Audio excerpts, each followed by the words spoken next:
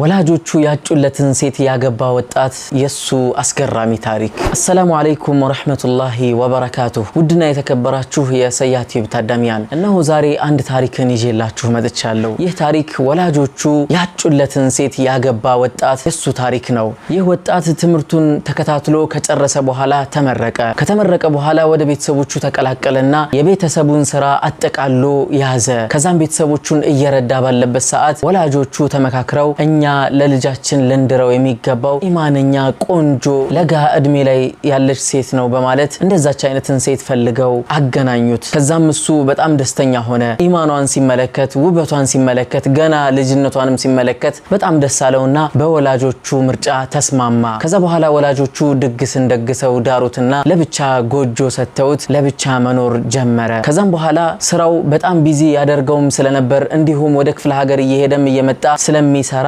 በዚህ ሁኔታ ላይ እያለ ከአመታት በኋላ ልጅም ወልዶ ከዛም ለስራ ወደ ክፍለ ሀገር ወጣ። ከወጣ በኋላ ሚስቱን በሰላም ደርሻለሁ ለማለት ሲደውልላት ስልክ አታነሳለትም። ከዛ በኋላ ትንሽ ቆይታ ታነሳለች በማለት ችላ አለና ትንሽ ቆይቶም ደወለላት። ነገር ግን ስልክ አላነሳችለትም። በተደጋጋሚ መደወል ጀመረ። አሁንም ስልክ አታነሳለትም። በጣም ተጨናነቀ። ወደ ንዴትም ገባ። በተደጋጋሚ ይደውልላታል፣ ይቀጠቅጣል ስልኩን። ነገር ግን እሷ በፍጹም አላነሳችለትም። ከዛም በጣም ተናደደና ወደ ሌላ ቤተሰቦቿ ደወለ። ከዛም ቤተሰቦቿ አረ በጣም ሰላም ናት ምንም ችግር የለም አሉት። ነገር ግን እሱ በፍጹም ሊያምን አልቻለም ይሄንን ንግግራቸውን። ከዛም ቅርብ የምትባል ጓደኛዋ ጋር ደወለ። እሷ ጋር ሲደውልም ተመሳሳይ የሆነን መልስ መለሰችለት። አረ እሷ በጣም ሰላም ናት፣ አሁን ራሱ ከሷ ጋር ቆይቼን የመጣሁት በጣም በሰላም ላይ ነው ያለችው፣ ልጇም እንደዚሁ በማለት መለሰችለት። ነገር ግን እሱ የነሱ ንግግር ሊያሳምነው አልቻለም። በድጋሚ ቢደውልላትም በፍጹም ልትመልስለት አልቻለችም። ሜሴጅ ይልክላታል፣ በፍጹም አትመልስለትም። ለ3 ቀናት ያክል በዛ አይነት መልኩ ጊዜውን አሳለፈ። 4ኛ ቀን ግን መዋልን በፍጹም አልቻለም። ከዛ እየገሰገሰ በንዴትና በስሜት ላይ ሆኖ እየገሰገሰ ተመለሰ። ሲመለስ ግን እሷም በንዴት ነበር የተቀበለችው። እንዴት ወሳኝና አስፈላጊ የሆነ ስራ አይደል እንዴ የሄድከውስ? ለሳምንት አይደል እንዴ ሄድከው? ለምን ተመለስክ? በማለት ተቆጣቸው። እሱም በቁጣ መንፈስ እንዴት ነው ስልክ ማታነሽልኝ? እንዴት ነው ስልኩን ማታየው? ስመለከትሽ ደህና ነሽ፣ ልጅሽም ደህና ነው አልহামዱሊላህ፣ እና ለምንድን ነው ስልክ ማታነሽው? በማለት ተቆጣት። እሷ ግን ያስቆጣት ነገር ሌላ ጉዳይ ነበር። ታዲያ አንተ ለኔ ስትደውልልኝ እንደዚህ ስትጨናነቅ 3 ቀን ሙሉ ለወላጆች ደውለህላቸው ነበር እንዴ? በማለት ነበር የጠየቀችው። ከዛ በኋላ ደነገጠ። አይ እኔ እንኳን ለነሱ አልደወልኩም፣ ላንቺ ወላጆች ግን ስላንቺ ለማጣራት ደውዬ ነበር አላት። አይደለም ላንተ ወላጆች ነው እንጂ መደወል የነበረብህ፣ እንዴት አልደወልክላቸውም? አንተ እኔ ስልክ ባለማንሳቴ እንደዛ ከተጨናነቅ አንተ ባለመደወልህ ወላጆችህስ ምን ያክል ሊጨናነቁ ይችላሉ? በማለት ጠየቀችው። ከዛም ለዚህ ከባድና ኃይለኛ ለሆነ ጥያቄዋ መልስ አጣላትና ቆም ብሎ ሳለ ነብዩ መሐመድ ሰለላሁ ዐለይሂ ወሰለም የተናገሩትን ሐዲስ ረሳኸው እንዴ አለችው።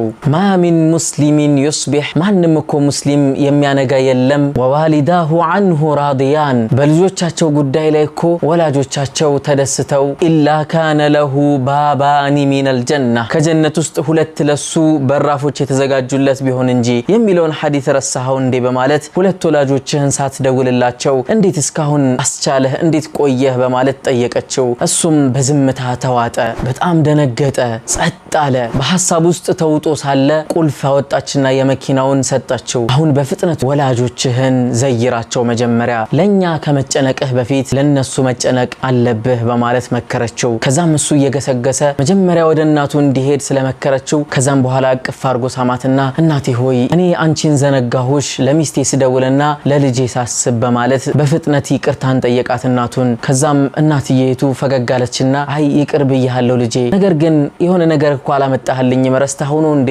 አለችው። ከዛም ምንድነው እናቴ አላት። ሁልጊዜ የምትልክልኝ እኮ የለመድኩት ነገር ነበረ፣ ያንን ነገር ዛሬ እንዴት አላመጣህልኝም ብላ ጠየቀችው። ከዛም እሱ በመደናበር ውስጥ ሆኖ ምንድነው እናቴ የረሳሁት ነገር ባክሽ ንገሪኝ ይላታል። ከዛ በኋላ ሁልጊዜ የምትልክልኝ ጧጧት የምትልክልኝ ምግብ ናታ፣ ያቺ ምግብ እኮ ትናፍቀኛለች፣ ስትልክልኝ በጣም ደስ ይለኛል፣ የልጄ ስጦታና ያንተ ምግብ መሆኑን ሳስብ ደስ እያለኝ ነው እኮ መመገበው በማለት አስገራሚ የሆነ ነገር ነገረችው። እሱ ግን ይሄንን ነገር አድርጎት አያውቅም። ሱብሃንአላህ። ይሄንን ሁሉ የምታደርገው ይሄንን ሁሉ ድራማ የምትሰራው ያቺ ሳሊህ የሆነችው ሚስቱ ነበረች። ሁሉ ጊዜ በባሏ ስም ነበር ወደ ወላጆቹ ምግብን የምትልክላቸው። ከዛ በኋላ በመደንገጥ ላይ ሆኖ አይ በጣም ቸኩዬ ነበር አመጣልሻለሁ ችግር የለውም በማለት ፈገግ ብሎ ወደ አባቱም ሲሄድ ተመሳሳይ የሆነ ነገር ገጠመው። ከዛም ተመለሰና ምንድን ነበር ያስለመርሻቸው ምግብ በማለት ጠየቃት። ሁልጊዜ አንተ ከመብላት በፊት እኮ ጧት ጧት ጥሩ የተባለን ምግብ ሰራርቼ ለነሱ እልክ ነበር፣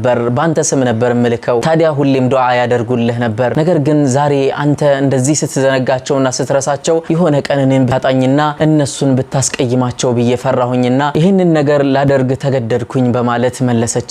ሱብሃንአላህ ምን አይነት ሳሊህ የሆነች ሴት ብትሆን ነው? ምን አይነት ኢማን ቢኖራት ነው ያቺ ሴት? ብዙ የኛ ሴቶች ሙስሊም ሴቶች እኮ በአሁን ሰዓት ወላጅ አለህ ወይ በማለትም የሚጠይቁ አሉ። ሱብሃንአላህ እሷ ደግሞ የሱን ወላጆች በምን አይነት መልኩ ስትንከባከብ እንደነበረ ተመልከቱ። እዚህ ላይ ወላጆችም ትክክለኛ የሆነን ምርጫ መርጠዋል። ምርጫቸውንም አልሳቱም ነበረ።